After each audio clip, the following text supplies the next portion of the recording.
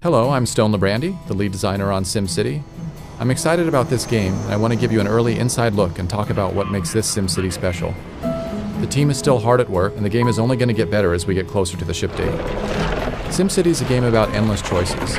Ultimately, you can do whatever you want. You can focus on growing your population, increasing your wealth, and even building a city that looks like your hometown. Whatever your motivation, you have the power to experiment with a number of different strategies. How you choose to play will influence your city, the neighboring cities, and the lives of all the Sims across the region. When you start a new game, you can pick any location in the region. One of the new ways to play SimCity is to specialize with a big business and give your city a unique role. If I wanted to build an industrial city, I might pick this area near the water so that I could have access to large cargo ships. But I'm a gambler and I want to build a casino city. So I'm going to start in this area because these train tracks will bring in more tourists. Before I can build casinos, I need to establish basic city infrastructure. The first step is to connect to the outside world. This is how construction trucks, moving vans, and tourists will enter my city. There are many different road sizes to choose from. I'm going to make the connection with a wide avenue because I expect a lot of traffic on this road.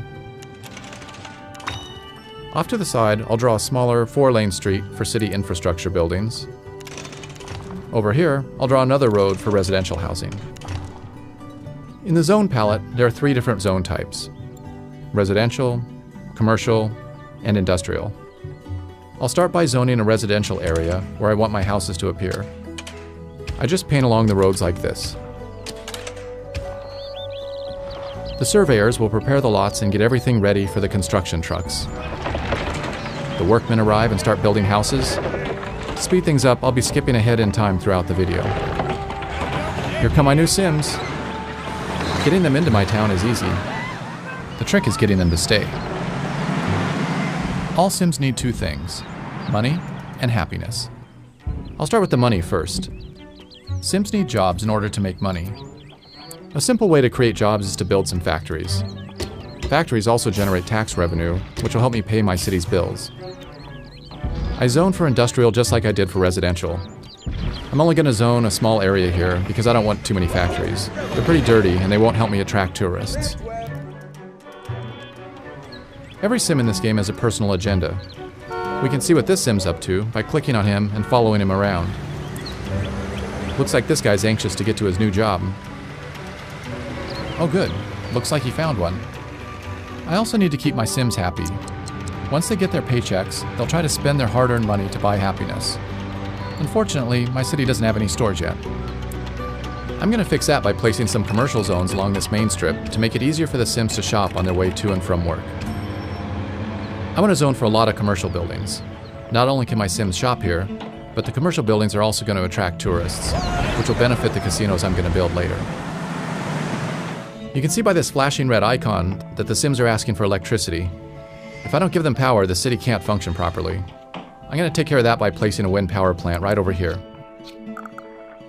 Wind power is great for a small town. It's cheap, it's clean, but unfortunately, it doesn't generate a large amount of electricity. As my town grows, I might need to build a bigger power plant or make a deal with a neighboring city to get some power. As the sun goes down and the first day comes to an end, you can see the building lights coming on now.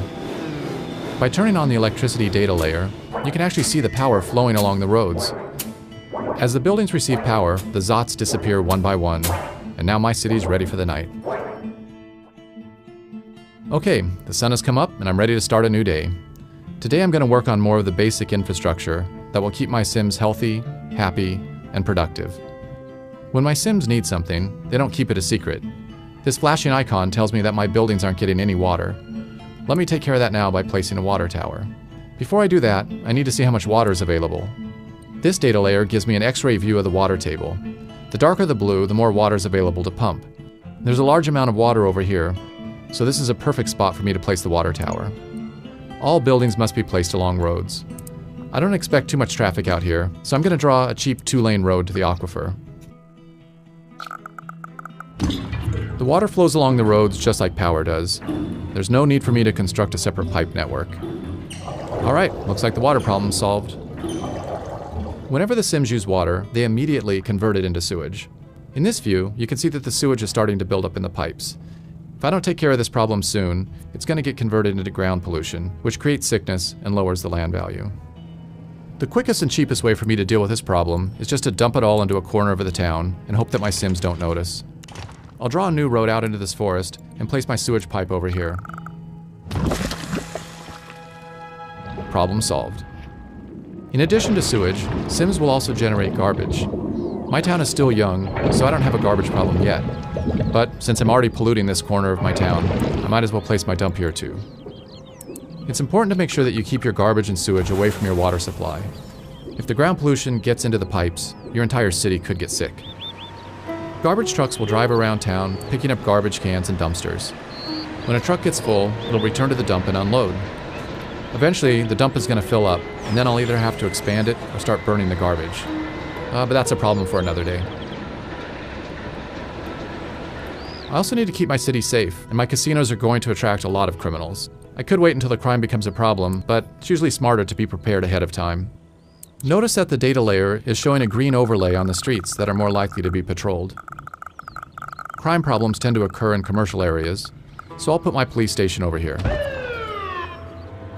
There, I have all my basic services in place, and I'm generating a fair amount of money in taxes too. That was a productive day. Now that I have a solid foundation, it's time for me to start specializing in gambling. To save some time, I've jumped forward a few days. My city's a little bigger, and my population has grown.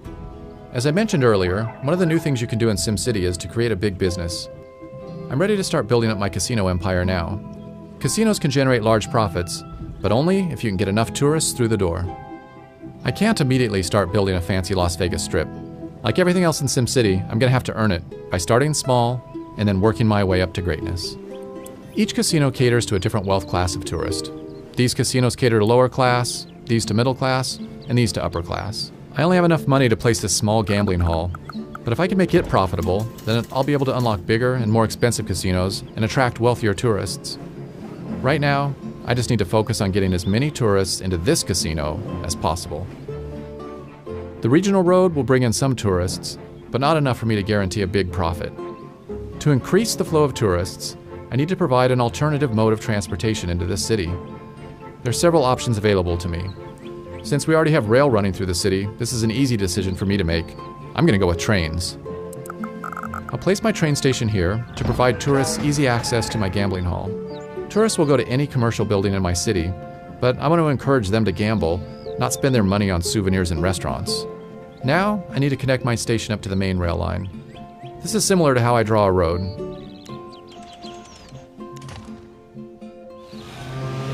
And here comes my first trainload of tourists now. Looks like my little gambling hall is a hit. I'm already making a profit, and things are looking good. My casino city is off to a good start, but I still have a long way to go. That's one of the great things about SimCity. No matter how much you do, there's always new things to try. Thanks for watching. See you next time, and we'll take a closer look at multi-city play in the region.